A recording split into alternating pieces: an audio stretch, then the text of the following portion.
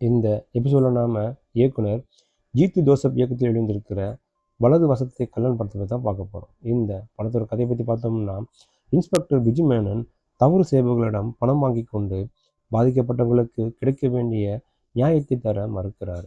பிரசவத்தில் அவரது மனைவி குழந்தையை பெற்றுவிட்டு இறந்து விட்டதால் தனது மகனிடம் வெறுப்பு முகம் காட்டி வளர்க்கிறார். மகனும் தந்தையை ஒரு பொருட்டாக மதிக்காமல் தான் தோன்றித்தனமான இளைஞனாக தெரிகிறார். இந்த நிலையில் கம்ப்யூட்டர் சர்வீஸ் சென்டர் நடத்தி வரும் ஜோதி ஜார்ஜின் மகளும் சமூக சேவையுமான வைஷ்ணவி காணாமல் போகிறாங்க. விஜிமேஜரிடம் புகார் அளிக்கிறாரு ஜோதி ஜார்ஜ். இதன் பின்னணியில் தனக்கு வேண்டப்பட்ட செல்வாக்குள்ள இடத்தைச் சேர்ந்த இளைஞன் ஒருவன் இருப்பதை அறிந்து கொண்ட பிஜு மேனன் இந்த வழக்கையும் திசை திருப்ப முயற்சிக்கிறார்.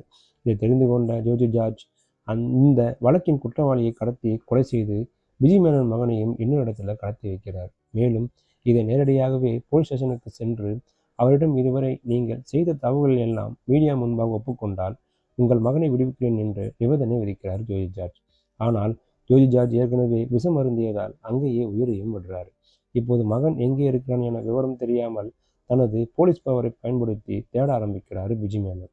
அவரால் மகனை கண்டுபிடித்து மீட்க முடிந்ததா, அவர் செய்த குற்றங்கள் எல்லாம் வெளிச்சத்துக்கு வந்ததா?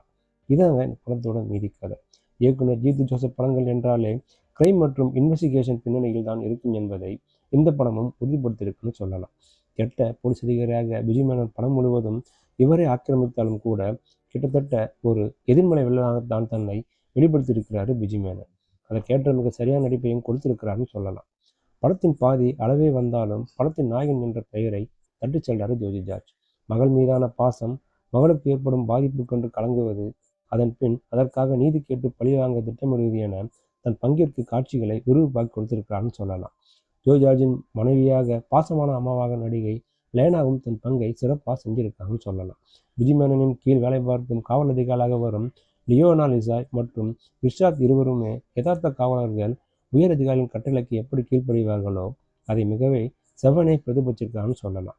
பிஜு மேனனின் மகனாக வரும் KR ராகுல் பெற்றோரின் அரவணைப்பு அன்பு இல்லாமல் தான் தோன்றித்தனமான ஒரு இளைஞன் எப்படி வளரான் என்பதை உணர்த்தும் கதாபாத்திரமாக தன்னை வெளிப்படுத்தி இருக்காரு. பெரும்பாலும் போலீஸ் ஸ்டேஷன் சம்பந்தப்பட்ட காட்சிகள் என்றாலும் கூட அலுப்பு தட்டாதவாறு அதை படம் பிடித்து கொடுத்திருக்கிறாரு ஒளிப்பதிவாளர் சதீஷ் குரு.